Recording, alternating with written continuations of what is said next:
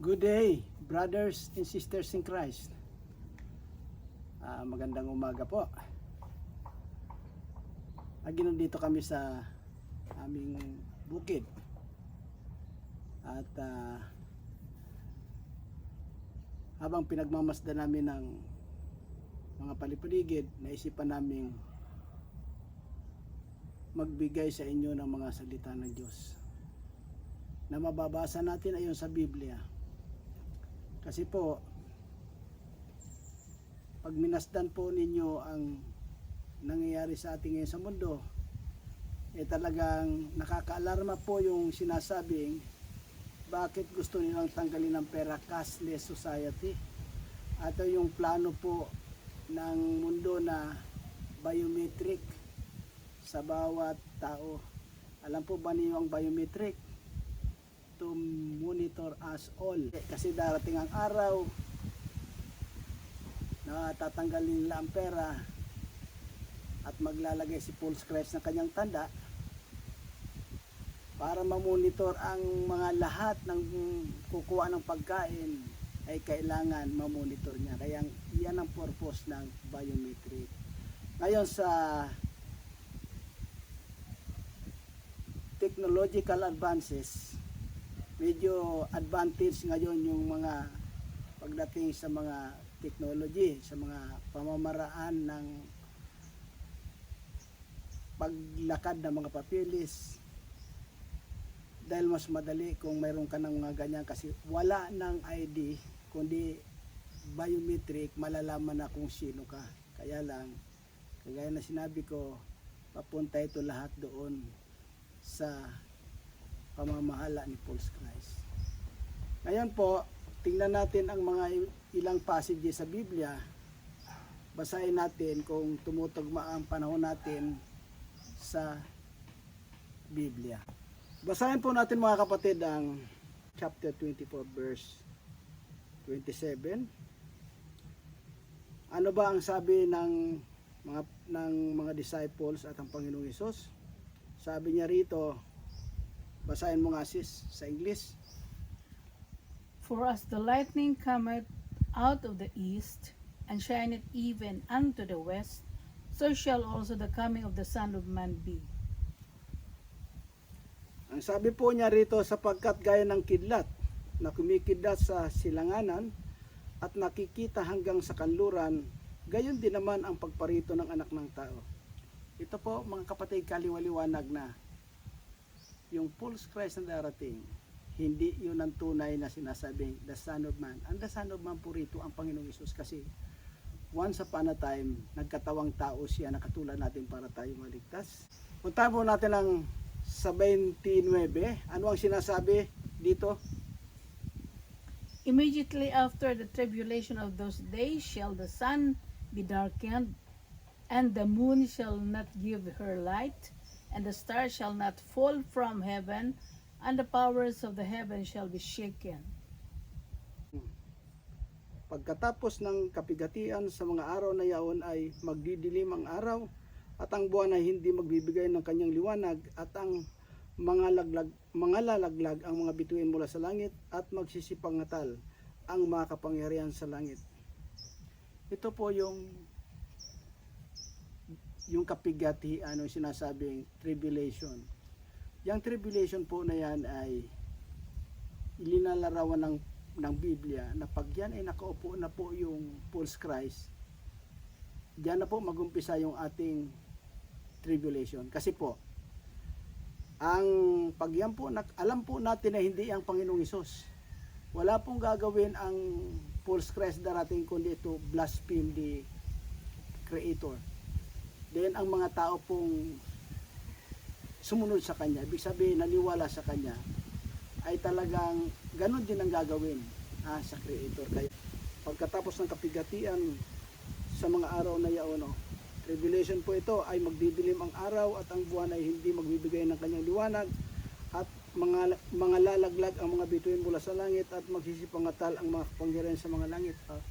Isabihin po rito, pag yan po nangyari yan, the earth is shaking, the heaven is shaking. Sa palagay ba ninyo, pag yan maglalaglagan ang mga nandyan?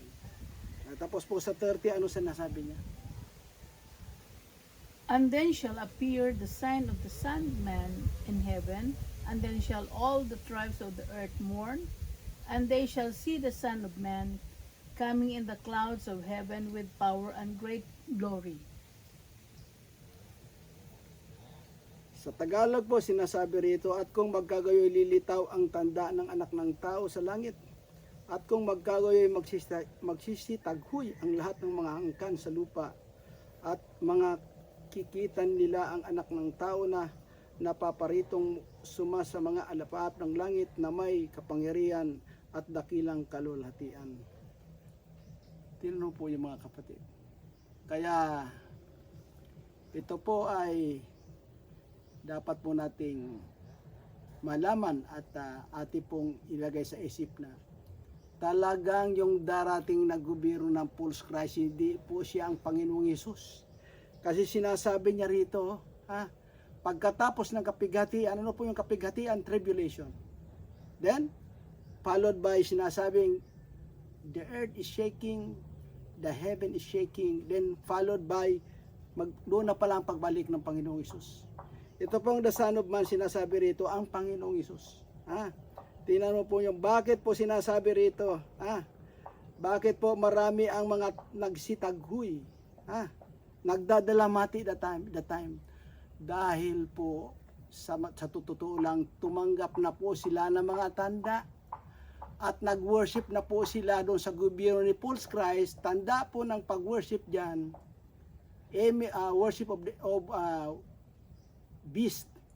Yan pong false Christ na yan, igagawa po mismo ng mga tao yan, ng imahin niya. Yung hindi po mag-bow down doon, pugot ulo din po yun. Kaya ibig sabihin nun, kaya maraming nagdadalamhati that time, kasi naisa na po sila ng false Christ. Kaya lang sinasabi ng Biblia sa Revelation 14 verse 9 to 11 na hindi na makukuha ng Panginoon sa kanyang second coming ang mga taong sumamba at tumanggap ng mga tanda. Yan po yan. Kaya wag po tayong paisa talaga dyan. Ito po, sinasabi sa 31, basahin mo sis, kung ano yung kalagay sa 31. And he shall send his angels with a great sound of trumpet, and they shall gather together his elect from the four winds, from one end of heaven to the other.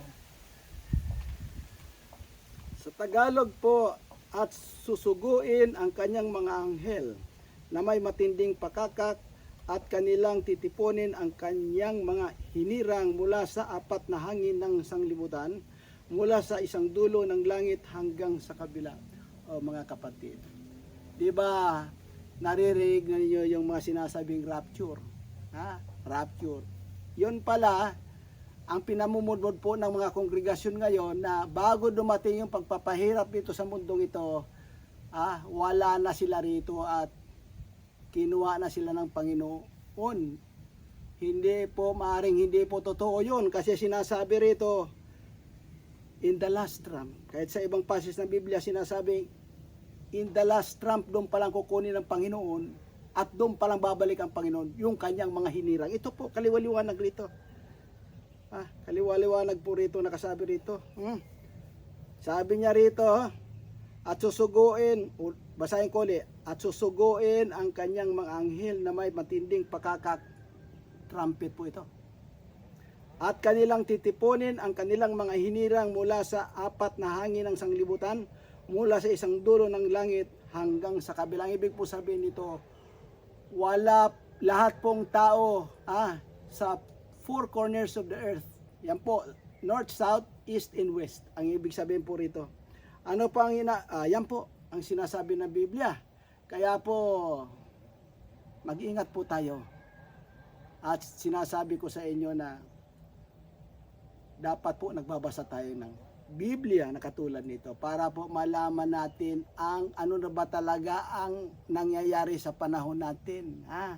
Kaya isa puso po ninyo at tutuhanan pong pag-iisip habang hindi pa po nakakagobyerno yung false Christ na darating. Yung mga nangyayari po na mga kaguluhan natin ngayon. Sabihin ninyo yung giyera noon pa. Pero makikita po ninyo na patindi na patindi. Basahin po natin ang Matthew chapter 24 verse 7. Sis, pakibasa. For nation shall rise against nation, and kingdom against kingdom, and there shall be famines, and pestilences, and earthquakes in diverse places. Sapagkat magsisitindig ang bansa laban sa bansa at ang kaharian laban sa kaharian at magkakagutom at lilindol sa iba't ibang dako. Ito po mga kapatid. Ha?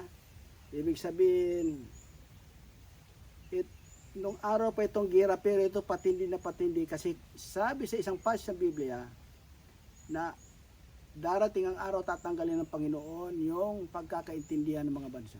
Kaya ibig sabihin, yun po ang nakakatakot. Kaya dapat po nating malaman na itong mundo po na ito, wala pong peace na mangyayari. Patindi na patindi po ito. Tapos sa 8 po, anong sinasabi rito? All these are the beginning of sorrows. Bakit po sinasabi ng Panginoon dito, datapot ang lahat ng mga bagay na ito ay siyang pasimula ng kahirapan. Dahil po, wag po natin kakaligtaan na pag may gera po, wala na pong gobyerno noon, wala nang batas, kaya talagang magulo. Tapos, siyempre, maraming kahirapan, walang pagkain at sakit siyempre mangyayari dahil siyempre yung mga taong namatay hindi kaagad maililibing yan. Tapos sabi po sa 9, basahin po natin ang 9. Then shall they deliver you up to be afflicted, and shall kill you, and ye shall be hated of all nations by my name's sake. Sabi niya po rito, kung magkagayoy, ibibigay kayo sa kapigatian at kayo papatayin at kayo kapupuutan ng lahat ng bansa dahil sa aking pangalan. Ang nangungusap po dito mga kapatid, kundi ang Panginoong Hesus doon sa mga disciples niya. Tingnan mo po, kung magkagayoy, ibibigay kayo sa kapighatian at kayo papatayin. At kayo'y kapupuutan ng lahat ng bansa dahil sa aking pangalan. Ito po yung mga believers of Jesus Christ. Ito po yung in the day of false Christ sa kanyang gobyerno. Tapos sabi niya po rito sa 10. And then shall many be offended, and shall betray one another, and shall hate one another. Ito po sabi niya rito, at kung magkagayoy maraming magsisitisod at magkakanuluhan ang isa't isa at magkakapuutan ng isa't isa. Tingnan mo po ito mga kapatid. Ibig sabihin po rito is a big confusion between the member of the family. Kasi sa totoo lang po sa akin, kahit ako po pastor, pero hindi ko po naipapangako sa Panginoon na kaya kong dalhin ang mga anak ko, pati mga apo ko. Kasi po ganito yan. Ito po nadadala sila ng technological advances ng mundo na ito. Pagka-moderno po, hindi po sana masamang magmoderno ang mundo. Kaya lang po, kung tayo ay lalayo sa pananampalataya at makakalimutan po natin yung Creator, ang ending po noon, distraction. Kaya, distraction po ng kaluluwa. Tapos sabi po rito, sa 11, And many false prophets shall rise, and shall deceive many. sabi niya po rito sa 11, at magsisibangon ang maraming bulang propeta at kanilang ililigaw ang marami. Ito po ang problema natin ngayon. Dahil po marami sa ating kongregasyon, mga nangangaral po ng Biblia, pili po ang kanilang ipinapangaral. Hindi po nila ipinapangaral yung totoo, saan na ba tayo? Ano ba talagang gagawin natin sa panahon na ito? Hindi po yung puro ng blessing. prosperity, blessing, liglig, umaapaw, yan po rin po. Hindi na po tayo nga ganyan. Kundi po ito na po yun ha.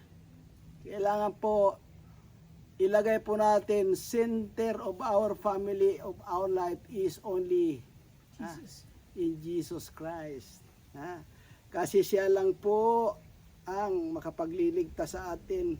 Wala pong ibang paraan kundi siya lang. Ito po sa 12 ano po sinasabi riyan? And because iniquity shall abound, the love of many shall wax cold. Sabi niya po rito sa Tagalog, at dahil sa pagsagana ng katampalasan, ang pag-ibig ng marami ay lalamig. Ito po, mga kapatid, ang reality. Ano po yung katampalasan? Yung pong ating mga kongregasyon na wala pong itinuturo o binabasa nila, kundi yung pabor lang sa kanila. Na sinasabi po, kailangan tayong magbigay tithings. Para tayo ay magkaroon ng blessing. Ang Panginoon po in reality din niya po kailangan ang mga tithings. Ang kailangan po yung ating kaluluwa. Hindi po nangangahulugan na kayo ay laging nagbibigay, laging nagbibigay sa mga kawang gawa. Yun po. Pero sinasabi po ng Biblia, sa ating mga pamamaraan po, hindi tayo maliligtas. Kundi ang makapagliligtas po sa atin, yung ating faith, sa isang Diyos lang. Ayan po yun. Sino po ang Diyos lang? Isang Diyos lang. Kundi ang Panginoong Jesucristo, the very Jesus Christ, Yeshua the Messiah. Yan po ang totoo dyan. At hindi po kailangan ng Panginoon yung ating mga ibinibigay sa Kanya. Dahil siya naman po ang creator ng lahat ng bagay. Galing po sa Kanya ito. Kundi po ang kailangan natin ay paghingi ng tawad sa ating mga kasalanan. Yan lang po ang paraan para tayo maligtas. Wala na pong iba. Sabi niya po rito sa 13. But he that shall endure unto the end and shall be saved. Ano pa yung sinasabi niya po rito? Tatapwat ang magtiis hanggang sa wakas ay siyang maliligtas. Bakit po ang sinasabi ng Panginoong Hesus? Kasi po, kung tayo po sa Panginoon ay wala na po tayong kaibigan, kundi ang magiging kaibigan po natin, kundi yung katulad din natin na naniniwala na ang mundong ito hindi makapagbibigay sa atin ng buhay na walang hanggan. Kundi ang ano po natin concern yung ating buhay na walang hanggan sa spirit being po, yung ating kaluluwa. Dahil po ito, rito po sa mundo na ito, lahat po ito ay kasinungalingan. Mamamatay po tayo, iwanan po natin ang katawan na ito nung mabubulok po ito. Alin po ang matitira kundi yung pong espiritu natin na siya nang pong husgahan.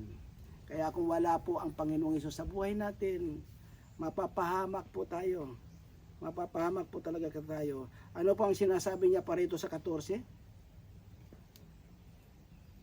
And this gospel of kingdom shall be preached in all the world for a witness unto all nations, and then shall the end come.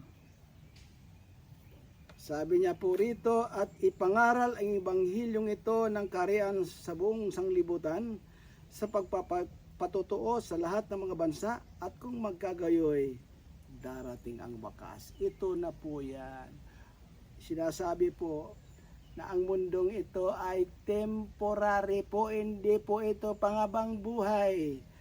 Dahil hanggang ito po ay dinalagyan natin ng napakaraming kasalanan, ito po ay mabubulok na sobra-sobra. Kaya sinasabi po ng Panginoon sa ibang passage ng kanyang mga salita sa Biblia, sinasabi niya po, in the day of His wrath, He will burn all, including men. Kaya po, nakakatakot po ito. Dahil po sinasabi, pagka hinog na sa kasalanan ang mundong ito, kanya na po talagang wawakasan. Hindi po ito patining. As long as po na tayo ay lumalayo at abalang-abala po tayo sa mga bagay-bagay na pangsarili na kaligayahan po, kasiyahan po, nawala ang Panginoon po, distraction po abutin natin. Ano pong distraction? When we die, all we go to hell. Ayan po yan. Basahin po natin ang Matthew 24, verse 15 to 16. Sis, pakibasa. When ye therefore shall see the abomination of dissolution, spoken of by Daniel the prophet, stand in the holy place, whose readeth, let him understand. Kaya nga pagkakita ninyo ng kasuklam-suklam na paninira na sinalita sa pamagitan ng propeta Daniel na natatayo sa dakong banal, unawain ang bumabasa sa 16. Then let them which be in the Judea flee into the mountains. Sabi niya po rito, ang sabi po niya dito, kung magkagayoy, magsitakas sa mga bundok ang nangasa Judea. Ito po mga kapatid. Ang sinasabi po rito, sabi niya po rito sa sa 15, kaya nga pagkakita ninyo ng kasuklam-suklam na paninira na sinalita sa pamagitan ng propeta Daniel na natatayo sa dakong banal, unawain ang bumabasa. Ito po ang sinasabi rito. Pagka po nakikita na natin na ang false Christ po, isang gobyerno ng false Christ, isang reliyon ni false Christ, ang kasuklam-suklam po, blaspheme against Jesus Christ, against the believers of Christ. Lahat po uusigin yung mga Christians, mga believers of Christ, papatayin. Lahat po na pinitin siya at pasakit po mararanasan po ng mga Jesus Christ believers. Then sinasabi niya po, pag nangyari po ito na pagbabawalan na po tayo ng ating mga karapatan. Ano po yung karapatan na yan? Kung may bahay ka, may property ka, may sasakyan ka, kukunin po sa iyo. Pati po yung pagkain ay susubo mo na lang, kukunin pa rin sa iyo yun. Kasi sa hindi mo pagsamba at pagsunod sa false Christ na darating, ayan po ang mangyayari sa atin. At sinasabi niya po, pag nangyari ito, sinasabi niya, bakit po sinasabi ito sa mga taga-Israel, kung magkagayoy magsitakas sa mga bundok ng nangasa Judea? Ibig sabihin po nito, ito po sa Israel, sinasabi pag nangyari po na ganon, ay magsitakas na sila, go to the mountain or desert. Yan po. Tayo po, hindi lang po yung taga-Israel, kasi involved po tayo lahat ng bansa nito. Pag nangyari na po yun, na pagbabawalan na po tayo ng ating mga karapatan, sinasabing, flee to the mountain. Kaya dito na po tayo sa kabundukan. Kahit papano po, medyo makakasurvive tayo sa bundok. Kasi sinasabi ng Biblia, bumalik po tayo sa sinauna. Ibig sabihin, magtanim tayo, gamitin natin yung ating mga kamay. Magtanim tayo ng ating kabubuhay. Balik po tayo sa puno.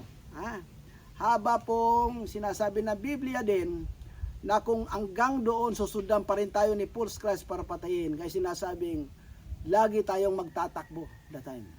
Kaya sinasabi ng Biblia, para daw tayo ay, ang buhay natin sa mundong ito, para tayo ang tumatakbo sa mga takbuhan, yung mga sports.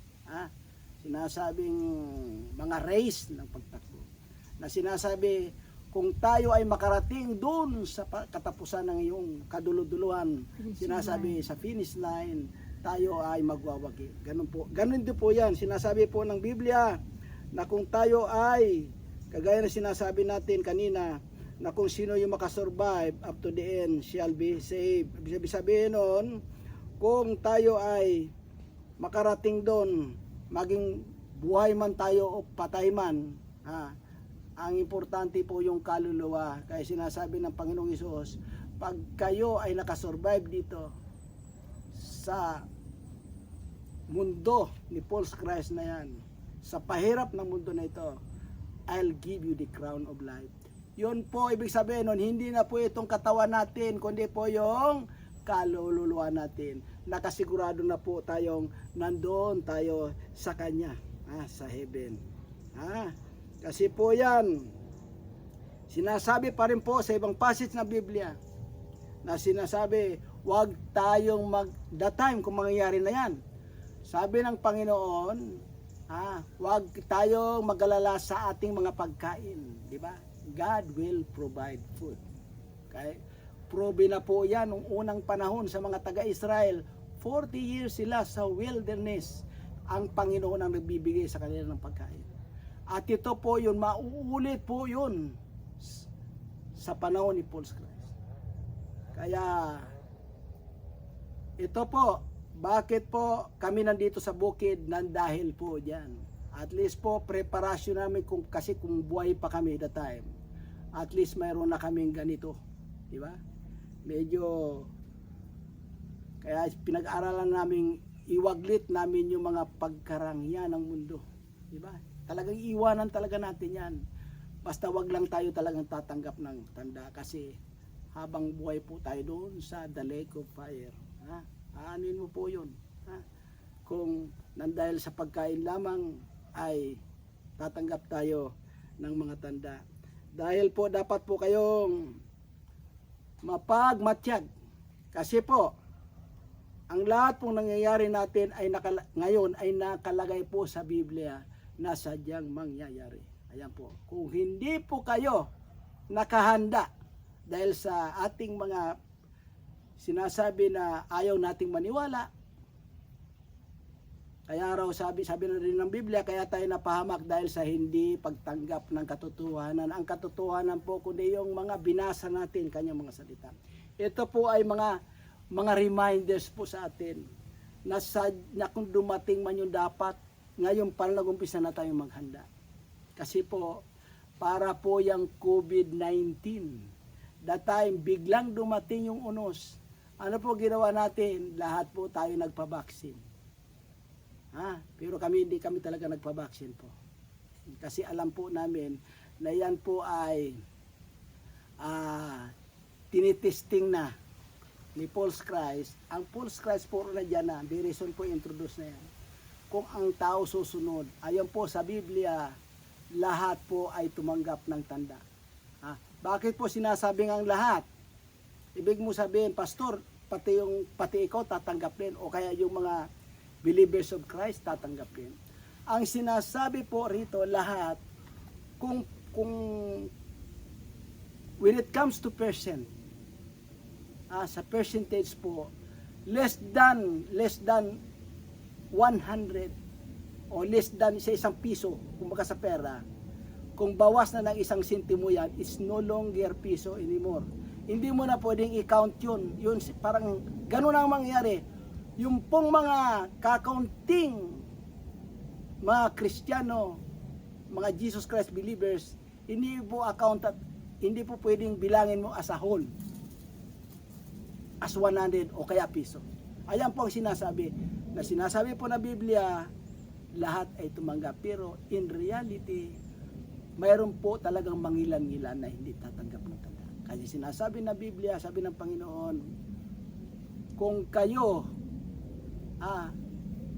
kahit anong pahirap ang gawin sa inyo, wag lang ninyo aking pagkanulo, bibigyan ko kayo ng crown of life. Ayan po yan.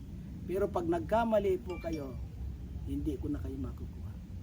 Ayan po, kaya mag-isip-isip po tayo dyan.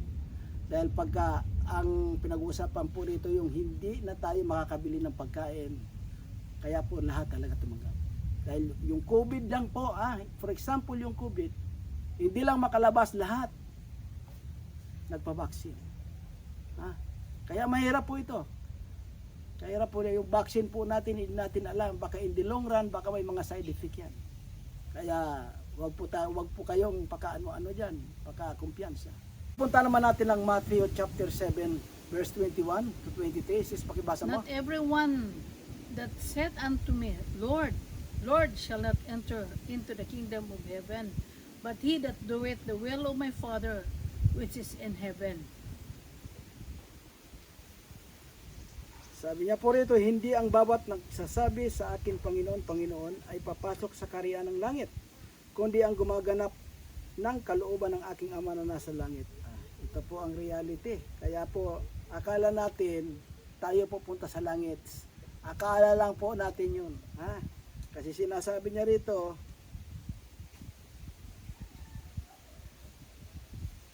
hindi ang bawat nagsasabi sa akin, Panginoon, Panginoon, ay papasok sa kaharian ng langit.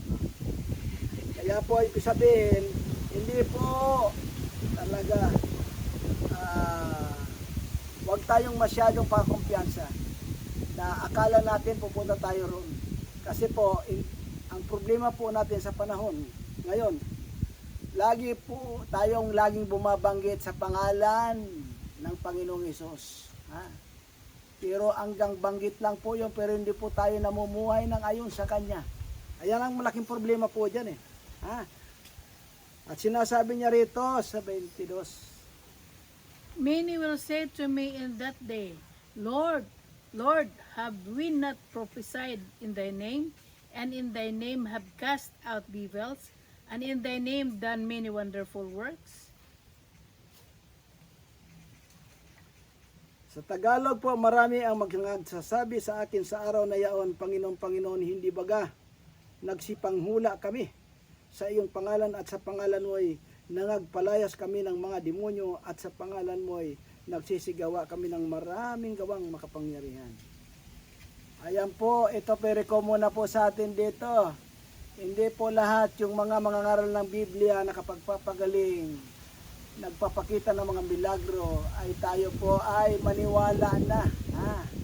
Kasi po yan, ang sinasabi sa ibang passage ng Biblia, tayo po ng mga Gentiles o mga Hintil, o sinasabing hindi naman tayo mga Hudyo.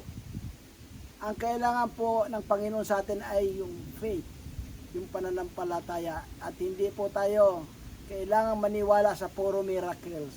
Kasi po ang lagi pong humingi ng miracles o kababalagan, kundi po yung mga taga-Israel. Ayan po yung katotohanan. Kaya hindi po lahat ng nagpapagaling at nagpapakita ng mga milagro ay sa Kanya.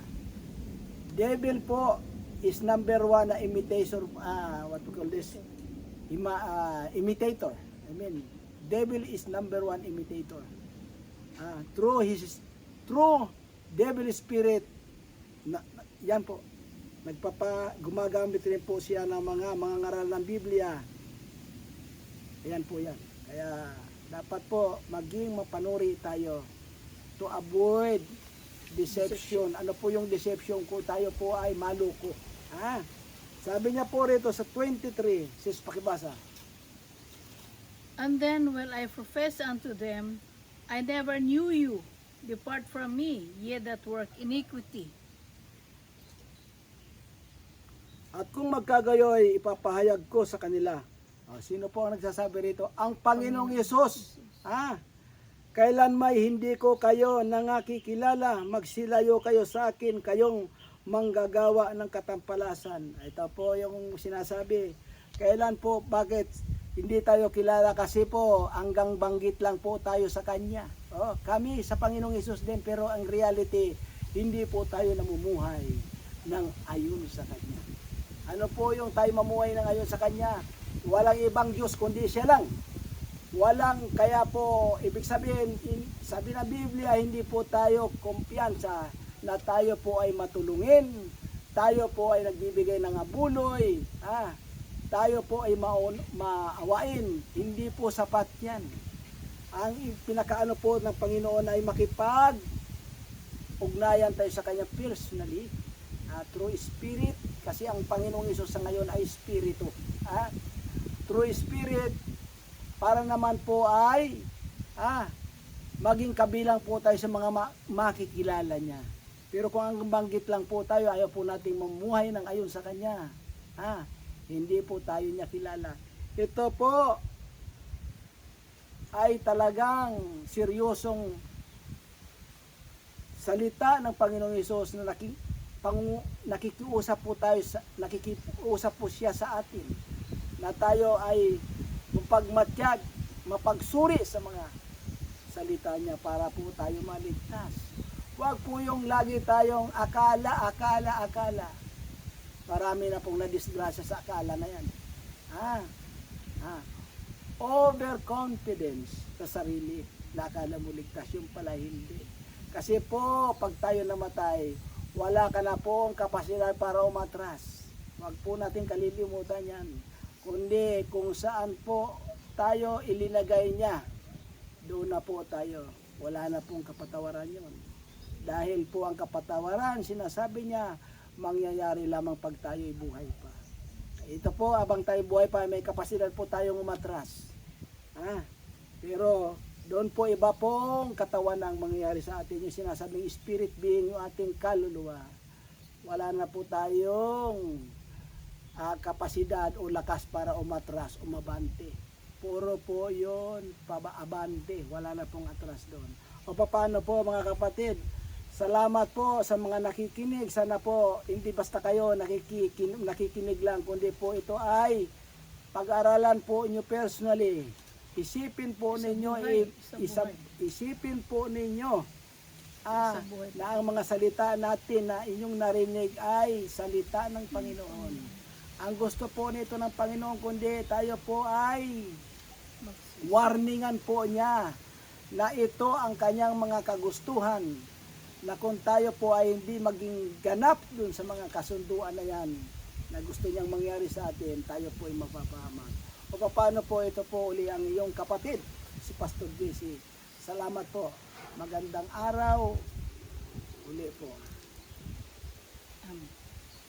Amen. Sa pangalan po ng nag-iisang Diyos natin sinasamba ang Panginoong Hesus, Yeshua, sa Bisaya. Amen.